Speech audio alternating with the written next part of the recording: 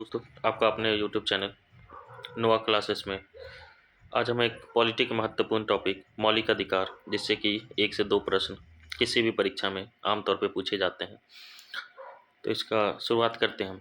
मौलिक अधिकार सबसे पहले ये भाग 3 में है। भाग 3 में है और कहाँ से कहाँ तक आती है तो आर्टिकल 12 से लेके 35 तक में आती है। आर्टिकल 12 की बात करें तो ये राज्य को परिभाषित करता है कि जिस राज्य की हम बात कर रहे हैं वो राज्य आखिर है क्या, किसे कहते हैं राज्य। 13 की बात करें तो 13 यह कहता है कि अगर कोई भी ऐसा कानून बनता है, ऐसा नियम बनता है जो कि मौलिक अधिकार के विरुद्ध हो तो स्वतः ही निरस्त हो जाएगा, स्वतः ही निरस्त हो जाएगा। 12 और 13। अब आते हैं मुख्य वाले पे, यानी पहले पार्ट समानता के अधिकार। ये आर्टिकल 14 से लेकर 18 तक में है। इसके अलावा अब आते हैं आर्टिकल 14 क्या कहता है तो कानून के समक्ष समानता, यानी कि इक्वलिटी बिफोर लॉ।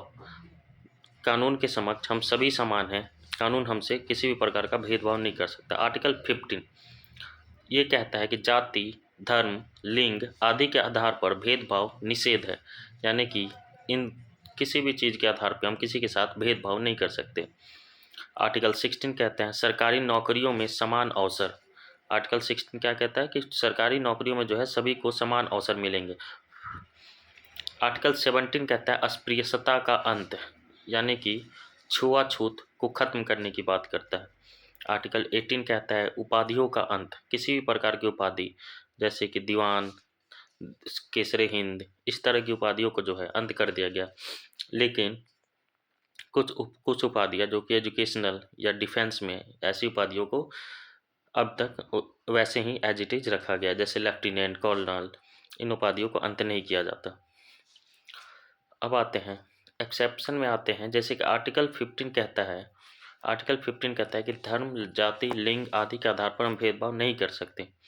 पर आर्टिकल 15 का 3 कहता है कि महिलाओं और बच्चों के लिए विशेष प्रावधान कर सकती है, यानी कि महिलाओं और बच्चों के लिए हम जो है ये कर सकते। इसी आधार पर जो है आरक्षण महिलाओं को दिया जाता है, इसी के आधार पर जो है महिलाओं को आरक्षण दिया जाता है।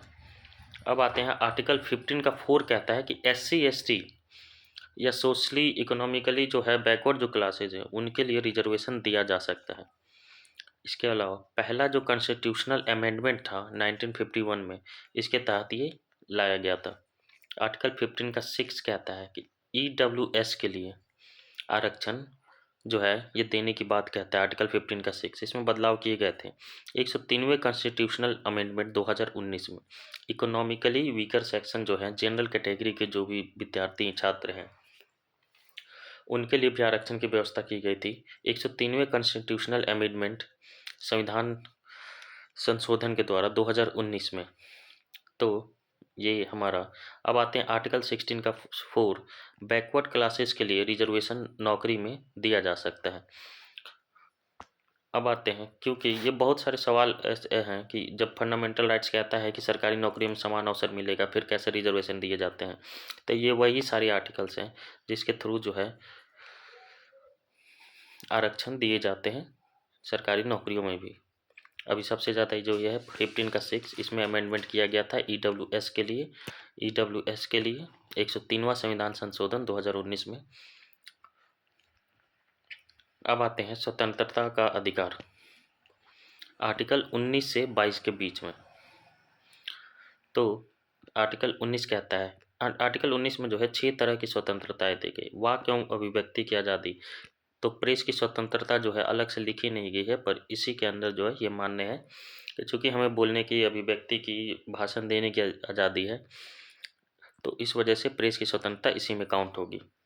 दूसरा है शांतिपूर्वक आप सभा कर सकते हैं, ये आपकी मौलिक अधिकार है। संघ बनाने की स्वतंत्रता है आपको, कहीं आने जाने की पूरी तरह से स्वतंत्रता है, निवास कहीं भी करने की स्वतंत्रता है, व्यवसाय कहीं भी करने की स्वतंत्रता है। ये आर्टिकल 19 हो गए। आर्टिकल 20 की बात करें तो अपराधों के संबंध में संरक्षण। आर्टिकल 21 की बात करें जीवन और व्यक्तिगत स्वतंत्रता का अधिकार, जीवन जीने का अधिकार है, व्यक्तिगत स्वतंत्रता जैसे प्राइवेसी।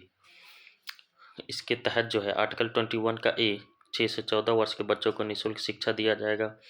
ये भी जो है आर्टिकल 21 में ही जोड़ा गया है। ये भी जीवन और व्यक्तिगत स्वतंत्रता का अधिकार के रूप में ही माना गया है। आर्टिकल 22 का बात करें तो गिरफ्तारी व निरोध से संरक्षण। कुछ दशाओं में, ये जरूरी है, कुछ दशाओं में, जैसे कि शाम ढलने के बाद महिलाओं को गिरफ्तार नहीं किया जा सकता बिना, कुछ दशाओं में उस तरीके से आर्टिकल 22 का यूज किया जाता है। शोषण के विरुद्ध अधिकार की बात करें तो इसमें आर्टिकल 23 और 24 आता है। आर्टिकल 23 में जो है मानव तस्करी वो बेगार जो है निषिद्ध है, यानी बेरोजगार, किसी से बलात् श्रम आप नहीं करा सकते, बल के दम पर श्रम नहीं करा सकते, मानव तस्करी नहीं कर सकते। आर्टिकल 24, 14 वर्ष से कम बच्चों से खतरनाक कार्य पर रोक लगा दिया गया। अब आते हैं चौथा, धर्म की स्वतंत्रता का अधिकार। आर्टिकल 25 से 28 के बीच में आता है ये। आर्टिकल 25 की बात करें तो सभी व्यक्तियों को अंतःकरण की स्वतंत्रता और धर्म को स्वतंत्र रूप से मानने, आचरण करने और प्रचार करने का अधिकार देता है। आर्टिकल 26 की बात करें तो धार्मिक कार्यों के प्रबंधन की स्वतंत्रता देता है। आर्टिकल 27 की बात करें तो धार्मिक कार्यों के लिए इकट्ठा किया गया धन पर कोई कर नहीं लिया जाता। ये 25 से 28 पूरे जो है धार्मिक धर्म की स्वतंत्रता का ही अधिकार थे। उसी के तहत 25 से 28 तक में जो है सभी व्यक्तियों का अंतःकरण की स्वतंत्रता का धर्म और धर्म की स्वतंत्र रूप से मानने, आचरण करने का अधिकार आर्टिकल 25 के अंतर्गत। 26 के अंतर्गत धार्मिक कार्यों के प्रबंधन की स्वतंत्रता है। 27 के अंतर्गत धार्मिक कार्यों के लिए इकट्ठा किया गया धन पर कोई कर जो है सरकार टैक्स नहीं लेगी। आर्टिकल 28 की बात करें तो कुछ शैक्षणिक संस्थानों में धार्मिक शिक्षा या धार्मिक पूजा में उपस्थिति की स्वतंत्रता से संबंधित कुछ शैक्षणिक संस्थान जैसे माइनॉरिटी कॉलेज हो गए, मदरसा हो गया, इन जगहों पे जो है धार्मिक शिक्षा दिया जा सकता, बाकी जगहों पे नहीं दी जा सकती। तो ये आर्टिकल 28 में दिया गया अल्पसंख्यकों के लिए। सांस्कृतिक और शैक्षिक अधिकार की बात करें तो आर्टिकल 29 से 30। आर्टिकल 29 कहता है अल्पसंख्यकों के हितों की रक्षा करता है, जो उन्हें अपनी विशिष्ट भाषा, लिपि और संस्कृति को संरक्षित करने का अधिकार देता है कि वो अपनी भाषा को, संस्कृति को और लिपि को संरक्षित करके रख सकते हैं। आर्टिकल 29 कहता है। आर्टिकल 30 कहता है अल्पसंख्यकों को अपनी पसंद के शैक्षणिक संस्थानों की स्थापना करने और उनका प्रबंधन करने का मौलिक अधिकार है। आर्टिकल 30 कहता है कि वो अपने हिसाब से शैक्षणिक संस्थानों की स्थापना कर सकते हैं, उनका प्रबंधन कर सकते हैं। आर्टिकल 31 जो है वो निरस्त हो चुका है। इसको जो है 300 का ए में लीगल राइट्स के तहत भेजा जा चुका है, संपत्ति का अधिकार। आर्टिकल 32 की बात करें तो संवैधानिक उपचार का अधिकार है। इसके तहत आर्टिकल 32 के तहत जो है सुप्रीम कोर्ट तथा आर्टिकल 226 के तहत हाई कोर्ट रीट जारी कर सकता है।